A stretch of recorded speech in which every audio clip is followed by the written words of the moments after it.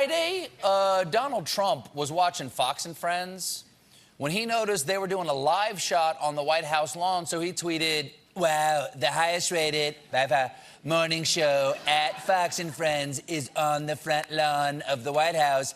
Maybe I'll have to take an unannounced trip down to see them." It's not unannounced if you announce it. "Melania, your surprise birthday party is tomorrow at 8 p.m. Can you book a caterer? That would really help me out, because I'm not going to be there." So, after this tweet, the president shambled outside to talk to the chief Fox friend, who asked him the kind of hard-hitting questions you've come to expect, such as, "Did you have a good birthday?" Get any good presents? I got a lot of good kisses. Where'd you get the kisses from? From a beautiful wife. Okay. Who's really doing great. She's doing great. Nothing says my marriage is normal and real like describing it as if you're an alien who just landed on Earth. "I received kisses from the beautiful wife. I require manganese to live. Give me your manganese." But the main topic of discussion was Trump's burgeoning bromance with North Korea's dictator Kim Jong-un. And one thing Trump admires is Kim's tough HR policies. Just before you met with him, he cleaned house. 3 of his top generals, some of the hardliners, Yeah, that's he what fired. I think he fired at least, okay? When you say he 3 fired... that we know of. I think maybe fired at least. Fired Right. may be a nice word. Yes, that might be a nice word, because when Kim fires someone, the first 2 words are ready, aim.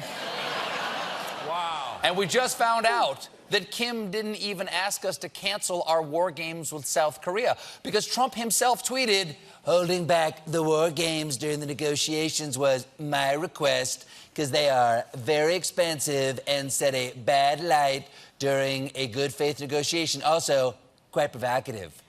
Wait, Trump brought up stopping the war games? What kind of negotiation is that? It's like walking into an open house and telling the agent, "I'm paying over the asking price, and it had better be built on an ancient Indian burial ground, mister. Those walls better start bleeding." But all that matters to Trump is that Kim is a strong leader.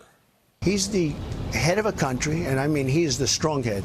Don't let anyone think anything different. Right. He speaks and his people sit up at attention. I want my people to do the same. People sit up at attention. Trump wants people to treat him like a dictator. "I want people to stand up straight, clap when I walk by. First person to stop clapping is fed to dogs. And if the dogs don't stand up and clap, they're fed to cats, okay? Build a statue of me, then build an even bigger statue of me, deciding to build the first statue. And everyone has to get my hair cut. Good luck figuring out what it is." All right? That's simple. I'm a simple man.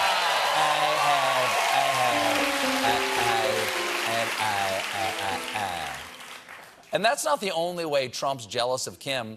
At the summit, Trump pointed out that even the administration-friendly Fox News was not as lavish in its praise as North Korea's state TV. And you can see why Trump is jealous. North Korean news broadcast stories like Kim Jong-un learned to drive at age 3. And his father, Kim Jong-il, in his first round of golf scored 11 holes in 1. That's right, 11 holes in 1, not 18. That would sound far-fetched. Right. North Korean state media also claims Kim Jong-il invented the hamburger, which he called the double bread with meat. So now we know what Trump and Kim were talking about in that secret meeting. "We will stop the war games if you teach me your ancient cheeseburger secrets." Trump especially admired North Korea's star anchor Ri Chun-hee, affectionately nicknamed the Pink Lady. He enjoyed her so much, he said, that maybe she should get a job on U.S. television. "Yeah, well, I hear they're still looking for someone to replace Roseanne." Well, maybe. Good. Sad, it's a hit show. A lot of people are out of work. Think of the kids. Well, maybe Fox News can't live up to North Korea's state TV, but our in-house news team, Real News Tonight, can.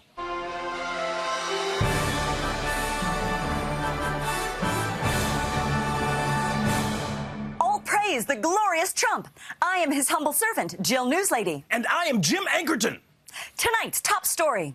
At 3 years of age, Donald Trump invented the secret recipe for Kentucky Fried Chicken. And he invented the chicken.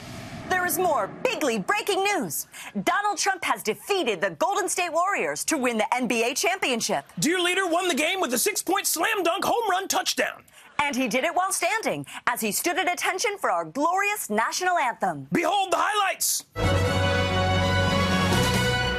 It was his first game of basketball. Coming up next. Should Robert Mueller be fed to the dogs? The answer will surprise you. It is yes. Yes, it is.